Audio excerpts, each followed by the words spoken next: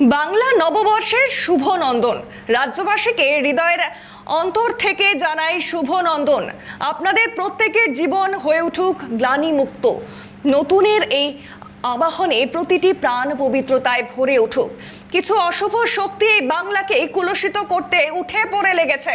মানুষের ভোটাধিকার কেড়ে নিচ্ছে দিল্লির জমিদাররা। মনে রাখবেন, এদের গণতান্ত্রিকভাবে জবাব দিতে হবে। নববর্ষের শুভেচ্ছা মুখ্যমন্ত্রী মমতা বন্দ্যোপাধ্যায়ের। শুভ নববর্ষে সকলকে শুভনন্দন জানাচ্ছি। সবাইকে অনেক অনেক নমস্কার। ভালো থাকবেন সকলে। বাংলার একটা ঐতিহ্য, বাংলার একটা গরিমা আছে। এটা আমাদের বাংলার নববর্ষ এবং সাথে সাথে অনেক রাজ্যেরও নববর্ষ আছে।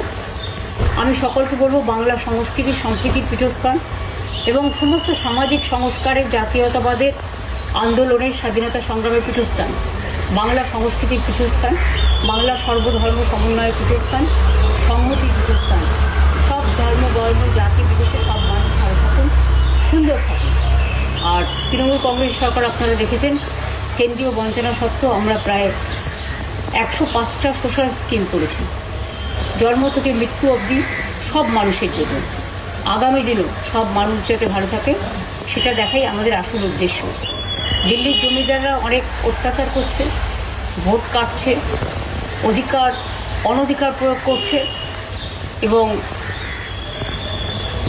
বিজেপি ভ্যানিশ ওয়াশিং মেশিন সব এজেন্সি দিয়ে বাংলার উপর জুলুম অত্যাচার করছে।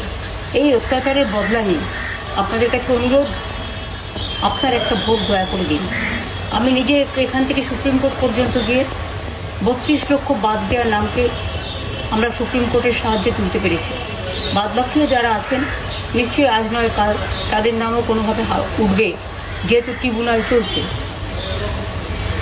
যাদের ভোট বাদ গেছে, যারা আত্মহত্যা করেছে স্যারের জন্য, তাদের জন্য আমার মন কাঁদছে। আমি জানি একটা পরিবারে 4 জন ভোট দেবে, একজন ভোট দিতে পারবে না, সেটা কেউই মেনে নিতে পারে না। তাই আসুন, আমরা দাঙ্গা নয়, রক্ত নয়, সন্ত্রাস নয়, অত্যাচার নয়, ওরা অনেক চমকাচ্ছে দিল্লি থেকে, কোনো চমকানি নয়। আসুন আমরা নতুন ভোট নিয়ে আসি, শান্তি সম্প্রীতির বার্তা দিয়ে, সংস্কৃতির বার্তা দিয়ে, সকলকে ভালোবেসে এই বাংলাকে যদি ভালো রাখতে হয় তাহলে মনে রাখবেন, গণতন্ত্রের পীঠস্থান হচ্ছে আপনার নির্বাচন, এবং নির্বাচনটা হচ্ছে, এটা হচ্ছে মানুষের একটা উৎসব, ভোটের উৎসব। সেদিন আপনার ভোটটি দয়া করে এবার আর অন্য কোনো প্রার্থীকে দেবেন না। জোড়া ফুল চিহ্নে যে যেখানেই প্রার্থী হবে না কারণ মনে রাখবেন, 294টা কেন্দ্রে যদি আমার নেতৃত্বে সরকার চান, তাহলে আমার প্রত্যেকটা প্রার্থীকে আপনারা দয়া করে কোনো উৎসব ও প্রচারে কান না দিয়ে জোড়া ফুল চিহ্নে ভোট দেবেন। সকাল সকাল ভোট দেবেন, নিজের ভোট দিতে দেবেন, আর ভোটের অধিকার রক্ষা করবেন। জয় হিন্দ, বন্দে মাতরম, জয় বাংলা। আর এই নিয়ে রাজ্য বিজেপির প্রধান মুখপাত্র দেবজিৎ সরকার টেলিফোনে কি প্রতিক্রিয়া জানিয়েছেন শোনাবো।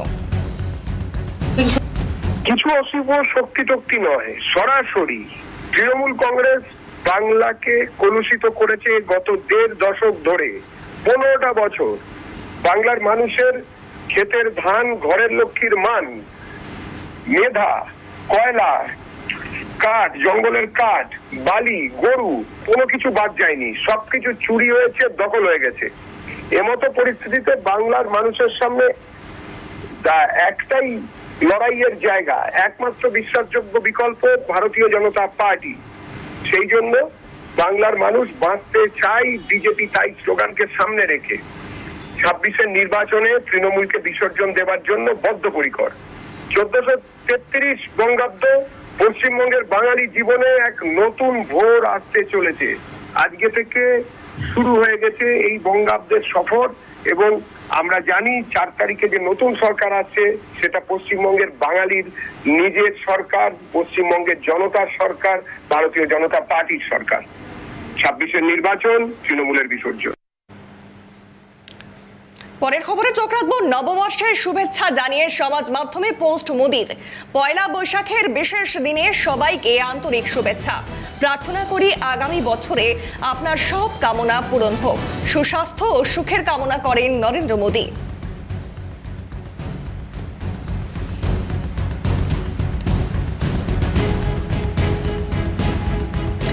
পাশাপাশি নববর্ষে স্বরাষ্ট্রমন্ত্রী অমিত শাহের শুভেচ্ছা বার্তা। পশ্চিমবঙ্গের সকল ভাই বোনদের জানাই আন্তরিক শুভেচ্ছা ও ভালোবাসা।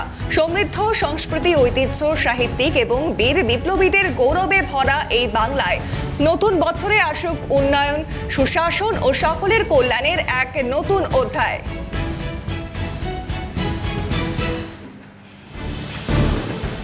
পাশাপাশি পশ্চিমবঙ্গবাসীকে বাংলা নববর্ষের শুভেচ্ছা বিজেপির সর্বভারতীয় সভাপতি। পয়লা বৈশাখের পুণ্য লগ্নে সকলকে আন্তরিক প্রীতি ও শুভেচ্ছা।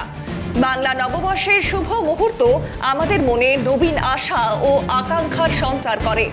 বাংলার ঐতিহ্য ও সাংস্কৃতিক অহংকারের শিকরে প্রথিত এই উৎসব অনুপ্রাণিত করে, এক নতুন ভবিষ্যতের দিকে এগিয়ে যেতে অনুপ্রাণিত করে। আগামীতে প্রতিটি পরিবারের জন্য সুনিশ্চিত হবে সার্বিক উন্নয়ন, সুশাসন বার্তা বিজেপির সর্বভারতীয় সভাপতি নীতিন নবীনের।